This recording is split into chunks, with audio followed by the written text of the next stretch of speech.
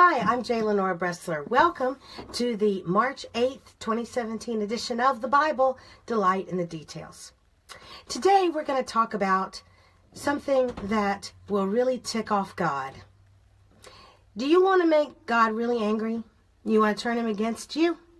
Do you want to turn God into an active resistance force against you? Well, if you do, what you need to do is be prideful. Because all through the Old Testament, in Proverbs chapter 3 and other places, it is talked about how God hates the prideful. He hates a prideful look. In James 2:4, he says, James 4:6, it says that God resists the proud, but gives grace to the humble. There are things that God claims he hates, and one is a prideful look.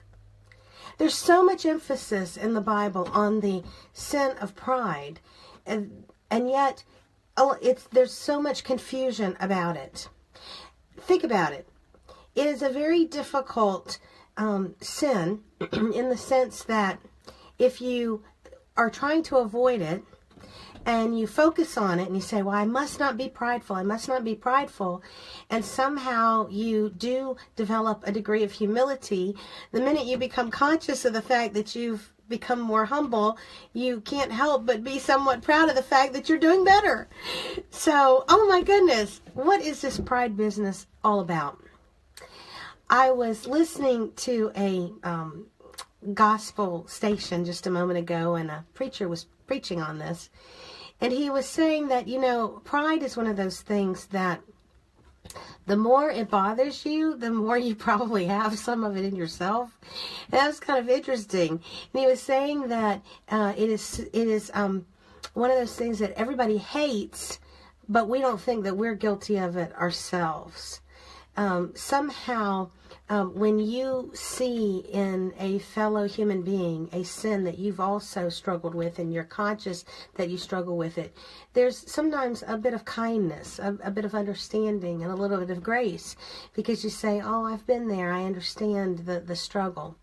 But pride often is not, because people that really have a problem with pride often don't realize it, and yet they get so upset about it in other people.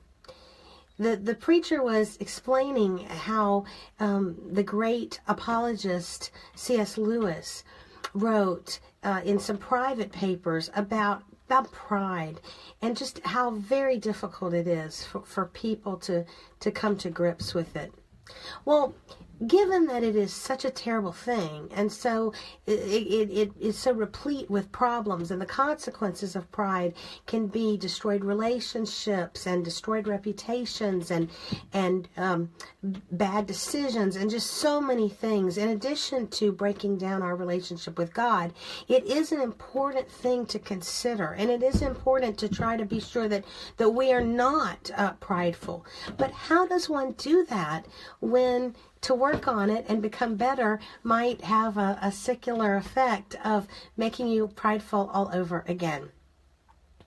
We find the answer really in the great passage about love in 1 Corinthians chapter 13. In the great description of what love is, it's interesting that so much of the description is the antithesis of pride.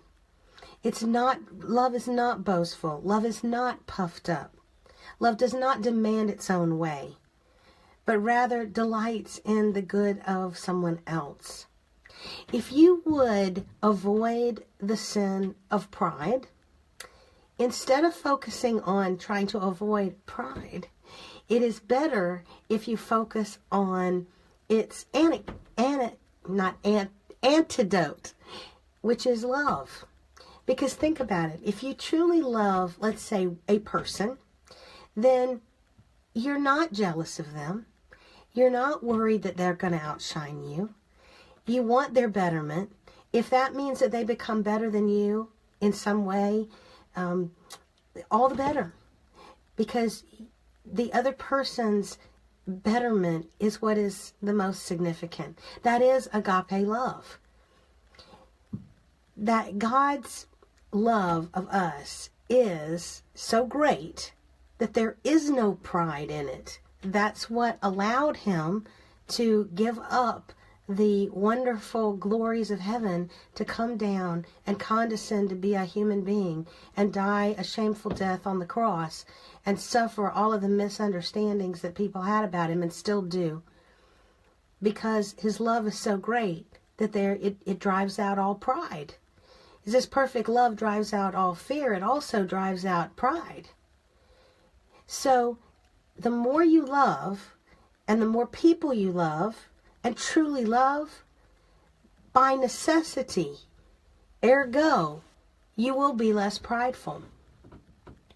One of the things that the preacher was saying that I thought was very interesting is he said that pride is demanding that everybody else agree with you. I thought that was very telling. And he said that, it's demanding that other people see everything, the world, and you yourself, as you demand that they see the world and you. That was very interesting to me. One of the things that a lot of times those of us who are in education have to watch for is the pride of our knowledge, is the pride of knowing things and being able to teach.